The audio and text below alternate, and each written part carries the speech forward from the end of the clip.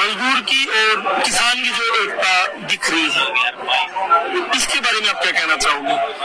ये हम ये कहना चाहेंगे कि ये एक शुरुआत है और ये शुरुआत भर आज से नहीं हुई,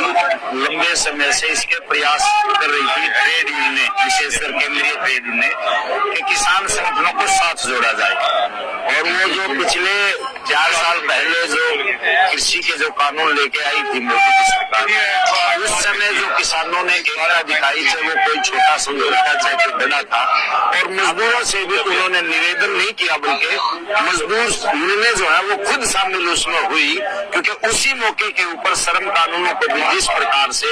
बदल के वो 44 श्रम कानूनों को 4 लेबर कोड में जो इन्होंने बदला, जो एक किस्म से मजदूरों को गुलाम बनाने के वो कानून है, और उस चीज को मजदूर पहले से भी समझता था। और इस किसान आंदोलन के साथ मजदूर की और किसान की एकता, समय होता है, मौके होते हैं, नहीं तो किसान मजदूरों के सिर्फ भाषण से नहीं बात बढ़ती, असल में मिलके जो लड़ाई का जो मैदान होता है, किसान मजदूर की संख्या किस रूप की है, क्या उनकी विचार है, उसी से एकता बनती है, मुद्दों को लेकर एकता बनती है किसी समय। पूरे देश में अलग अलग आंदोलन भी हुए और आंदोलनों पे सरकार का दमन भी, चाहे मणिपुर के आप देखोगे, झारखंड के अंदर देखोगे, छत्तीसगढ़ के अंदर जल जंगल जमीन बचाने की लड़ाई आदिवासी लड़ रहे हैं। जिस प्रकार से लाखों फोर्स लगा के दमन किया जा रहा है, रोजाना आदिवासियों का इनकाउंटर किया जा रहा है, उनके पक्ष में मुझे दिख रहा है कि कुछ बोलता हुआ नहीं दिख रहा है उस प्रकार से। तो बोलना चाहिए, उनके समर्थन में खड़ा होना चाहिए। ऐसा है, ये बिल्कुल आपकी ठीक बात है, लेकिन जो केंद्रीय ट्रेड यूनियन है, आप उनके अगर साथियों की चर्चा सुनोगे, बात सुनोगे, उन पर विशेष ध्यान दोगे, जब वो एक लाइन ही बोल पाए हो अपने पूरे संबोधन में, क्योंकि इतने जनसंख्या में 5 मिनट का समय होता है, अपने मांग मुद्दे जिससे संबंधित वो लड़ाई लड़ रहे हैं, तो कुछ चीजें छूट जाती है। लेकिन ट्रेड यूनियन के बहुत से साथी इस मुद्दे पर बोलते हैं, बोलने भी है और बोलने भी गए, तो समय लगता है किसी चीज को लाइन पर लेके आने का। सबसे पहले तो मैं ये कहना ये चाहूंगा, किसान संगठनों के मजदूर संगठन तो पहले निशाने पे नहीं थे, उनके साथ एकता बनाने के लिए वो ज्यादातर तैयार ही नहीं थे, चिड़ थी मजदूर को साथ लेके आने में। लेकिन एक समय धीरे धीरे जैसे आता है तो वो सारी चीजें ठीक हो जाती है। इसी प्रकार से हम कहना चाहते हैं, जो केंद्रीय ट्रेड यूनियन के पुराने साथी हैं, ट्रेड यूनियन का इतिहास हो रहा है, वो बोलते रहे, बोलेंगे, आज भी कुछ लोगों ने बोला है। भविष्य की चुनौतियां क्या देखते हैं?